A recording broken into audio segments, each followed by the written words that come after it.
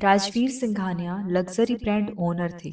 उनकी बेटी इरा सिंघानिया अभी अभी ही लंदन से अपनी स्टडीज पूरी करके दिल्ली आई थी। मिस्टर सिंघानिया चाहते थे कि वो उनकी कंपनी में ही उनके बाद सारा काम संभाले, क्योंकि वो उनकी इकलौती बेटी थी और इतने करोड़ों के बिजनेस की अकेली मालकिन। बचपन से ही उसे वो सब मिला था जिसको उसने मांगा। मिस्टर सिंघानिया ने उसको सच में प्रिंसेस की तरह पाला था। इरा की मदर तभी एक्सपायर हो गई थी जब वो 12 साल की थी।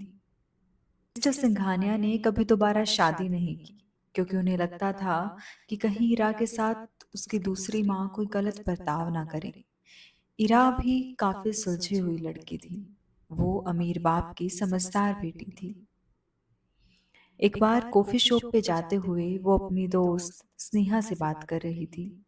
तभी सामने से एक लड़का आया और उसकी कॉफी इरा के कपड़ों पर गिर गई। कोई और नहीं बल्कि विवान कपूर था, एक बहुत बड़े इंडस्ट्रियलिस्ट का बेटा। वो नोटी और हैंडसम होने के साथ साथ काफी तेज भी था। इरा ने कहा, ये क्या किया तुमने? क्या तुम देखकर नहीं चल सकते? मेरे सारे कपड़े खराब हो गए। विवान कहने लगा, सॉरी, एक्चुअली गलती से हो गया। मैं फोन पर बिजी था और आप अचानक सामने से आ गए। इरा लगातार उस पर चिल्लाती जा रही थी। विवान को गुस्सा आया और कहने लगा, क्या आपको दिखाई नहीं देता? गलती आपकी भी है। उनकी बहस होने लगी। फिर विवान को एक कॉल आई और फोन पर किसी ने कुछ ऐसा कहा जिससे वो बहुत परेशान हो गया और वहां से चला गया।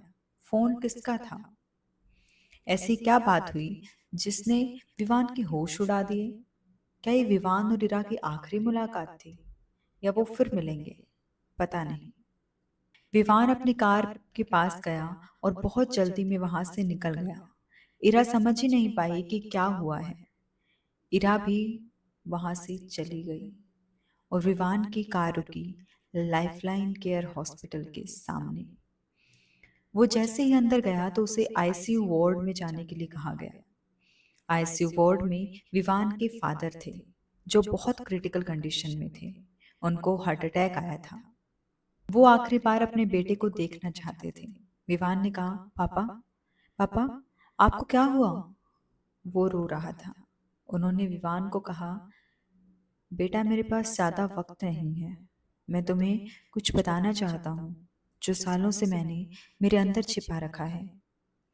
और तभी उनकी डेथ हो गई। विवान की आंखों के आंसू अब गुस्से में बदल गए थे। ऐसा लग रहा था वो आग के गोले हैं जो जहां भी गिरेंगे उसे जला देंगे। ऐसा क्या कहा था विवान के पापा ने? क्या अब आगे बहुत कुछ बुरा होने वाला था? क्या विवान की खुशनुमा जिंदगी में कुछ नए मोड़ आने वाले थे? ये जानते हैं नेक्स्ट पार्ट में। चैनल को सब्सक्राइब कर लो और जानो कि क्या होगा आगे। Thanks for watching.